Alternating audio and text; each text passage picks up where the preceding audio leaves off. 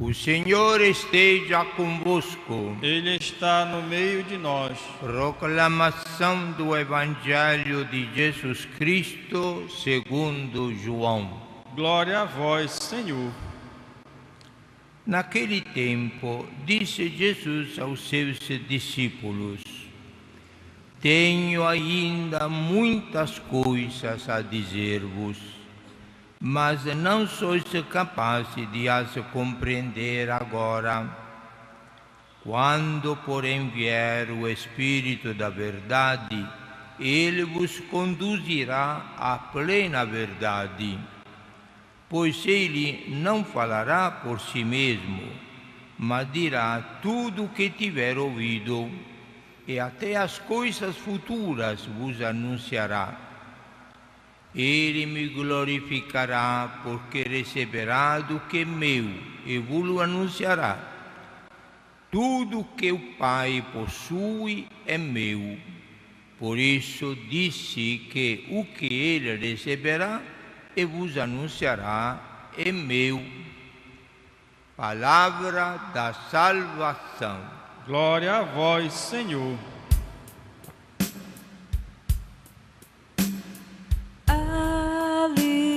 Aleluia, aleluia, aleluia. Santo Evangelho, vamos aclamar.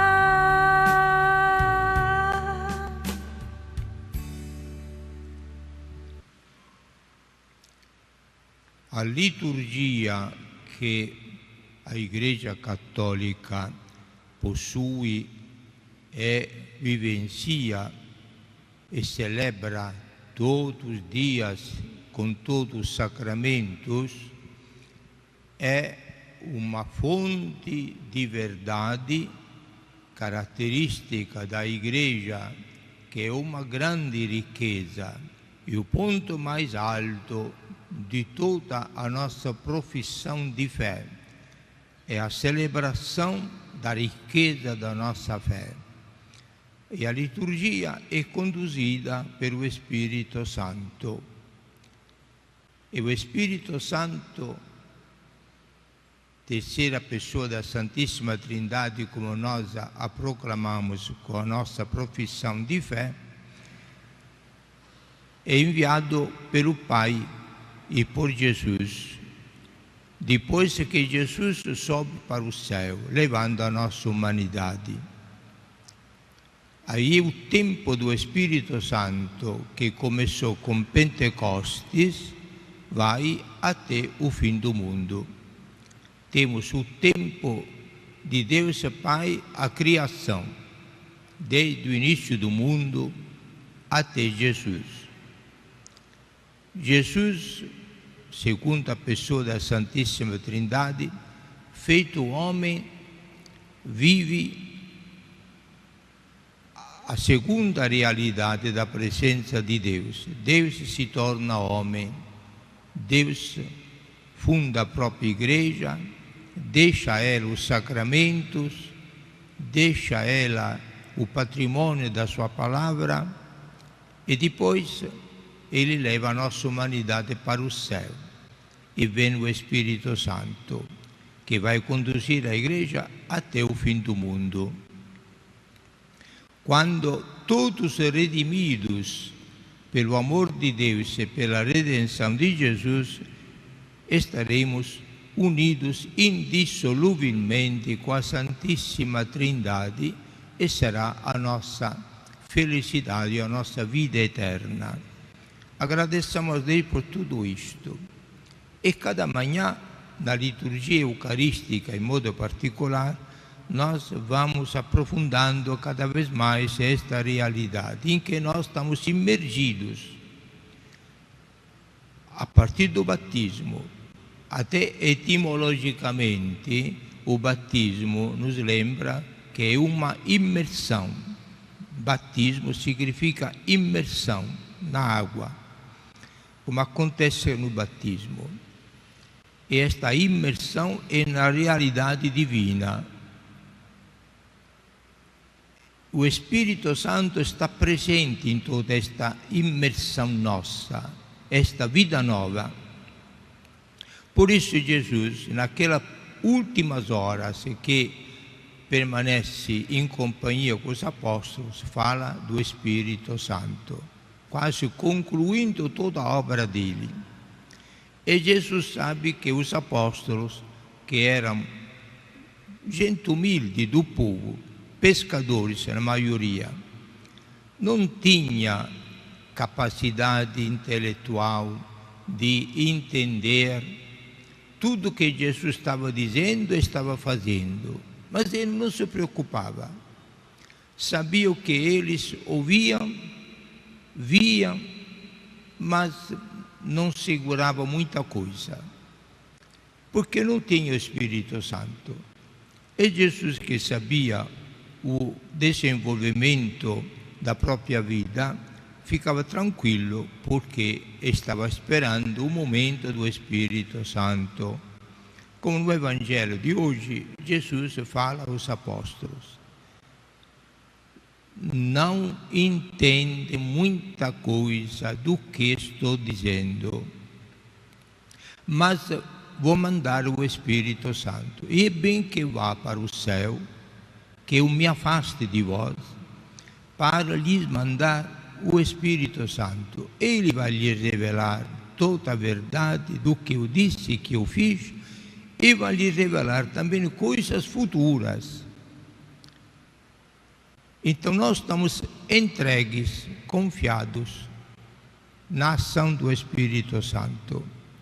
Caminhemos sempre com o Espírito de Deus.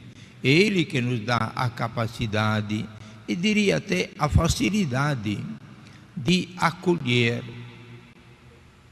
as verdades que são muito profundas, difíceis, divinas, e nós aceitamos com uma simplicidade, naturalidade, diria, impressionante, sem fazer muito esforço. Mas o Espírito que nos garante, nos acalma, nos ajuda, sustentando a nossa fragilidade e dando convicções na fé, sem ver estes mistérios, mas condições para nós segurá-las, vivenciá-las, aguardando com a esperança cristã o momento em que a gente vai ver na revelação definitiva toda a riqueza da nossa fé. E o Espírito Santo acompanha os apóstolos e acompanha toda a igreja. Se não tivesse a presença do Espírito Santo, como faziam centenas e centenas de bispos reunidos naquelas assembleias que nós chamamos os concílios ecumênicos, isto é, os concílios universais, em que os bispos do mundo inteiro se reuniam e discutiam, aprofundavam, meditavam, rezavam e no fim decidiam artigos de fé infalíveis.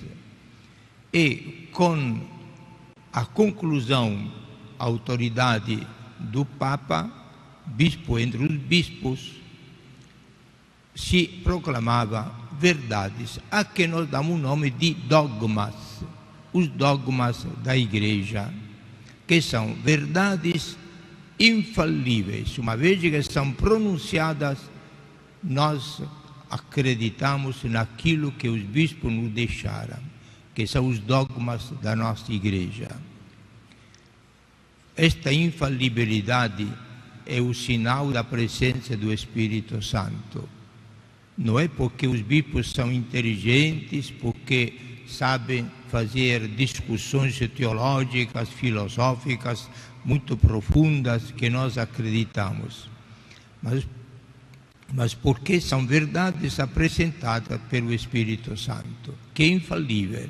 Ele é a verdade. Disse Jesus justamente: quando Ele vier, Ele vai revelar todas as verdades que vos disse, aí vocês vão entender. é o Espírito que conduz a igreja. E nós, quando fazemos a profissão de fé, nós recitamos o credo, por exemplo, como se fosse uma oração. Creio em Deus Pai Todo-Poderoso. Nem sempre prestamos atenção que laboriosidade exigirá os artigos deste credo ao longo da história da igreja para chegarem a ser aí proclamadas com toda aquela solenidade e definição, com poucas palavras, afirmando verdades eternas. Creio em Deus Pai Todo-Poderoso. Quem nos revela isto? A gente encontrou alguma vez Deus na rua para se convencer, mas são verdades que nós aceitamos tranquilamente. O Espírito nos assiste, Ele é como uma luz que confirma a verdade e nos convence que não há dúvida sobre o que nós estamos professando, proclamando. Nenhuma dúvida, porque Deus é a verdade, o Espírito nos confirma. E isto acontece ao longo da história. Quando nós rejeitamos os dogmas, nós rejeitamos a presença do Espírito Santo. E infelizmente há muitas igrejas que têm o nome de cristãs que rejeitaram os dogmas, vivem só com alguns princípios iniciais, não quiseram acompanhar o desenvolvimento da fé que foi proclamada em vários artigos ao longo da história da igreja. Mas nós temos de obedecer ao Espírito Santo. Então, neste período que estão vivendo liturgicamente, procuremos de pensar um pouquinho mais na presença do Espírito na vida da igreja e na vida da gente. Domingo próximo é domingo da Ascensão, em que nós comemoramos Jesus que depois de 40 dias, depois da ressurreição, que ficou ainda na terra para convencer, preparar ainda mais os apóstolos, até que enfim voltou para o céu, levando a nossa humanidade. Esta novidade, de uma maneira impressionante e luminosíssima e consoladoríssima para todos nós. A presença de Jesus no céu com a nossa humanidade. E chegou, 10 dias depois, o Espírito Santo, o dia de Pentecostes, que nós vamos festejar dia 20 deste mês, daqui a poucos dias. Nestes dias que nos preparam, façamos uma espécie de novena de preparação para a descida do Espírito Santo, amando mais o silêncio, a oração, a leitura da Palavra de Deus, sobretudo os 5 capítulos últimos de São João, a partir do capítulo 13 até o capítulo 17, que são fonte inexaurível das verdades últimas que Jesus anunciou para a humanidade, falando no cenáculo aos apóstolos. De maneira para a gente entender melhor, aprofundar e ficarmos como a primeira comunidade cristã ficou. Como é que ficara? Ficara desde de retiro, o primeiro retiro solene da história cristã.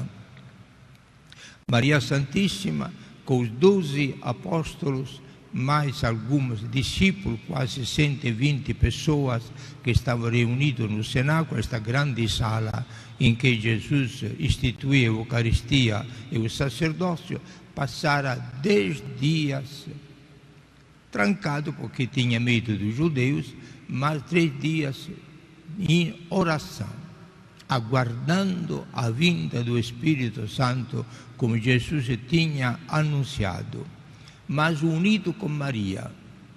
E o Espírito Santo estava presente já.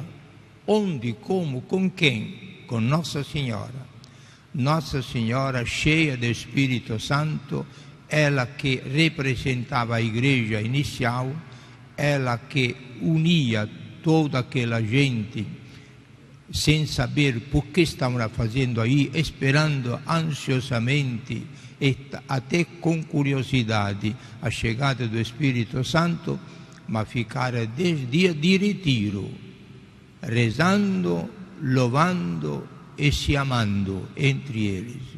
Aí aconteceu o grande milagre de Pentecostes, que este milagre acontece na vida de cada um de nós, na medida em que, como Maria e os apóstolos, nós ficarmos nestes dias maior silêncio, meditação, reflexão, oração, sobretudo silêncio, para o Espírito Santo, que fala no silêncio e não no barulho, possa transformar a nossa vida. Se pudermos, nestes dias, abandonar quase fisicamente as festas, toda esta barulheira zoada de que nos atordoam e que infelizmente faz parte da nossa vida, se pudermos até silenciar um pouquinho internet, zap que chamam aí, seria muito melhor, para ter mais tempo, mais concentração e mais silêncio físico e sobretudo espiritual, para ouvir melhor, escutar melhor as inspirações que o Espírito Santo com certeza vai comunicar ao nosso coração, para transformar ainda mais a nossa vida cristã na vida de Jesus e na experiência de Maria. Louvado seja nosso Senhor Jesus Cristo. Para sempre seja louvado.